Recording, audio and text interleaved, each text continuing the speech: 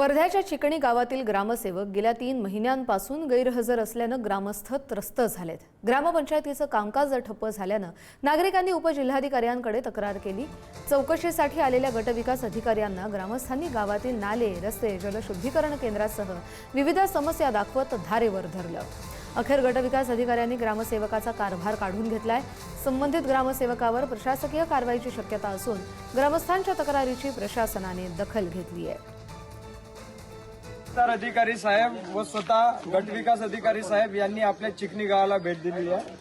3 महिन्यापासून सचिव सतीश जंगम हे सुट्टीवर होते।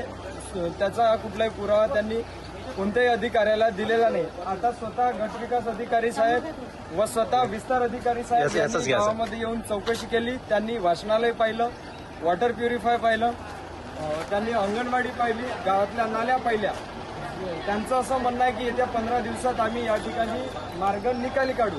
जर त्यांनी हा प्रश्न निकाली काढला नाही तर मोठ्या ठिकाणी गावकऱ्यांकडून जन आंदोलन हे उभारण्यात येईल।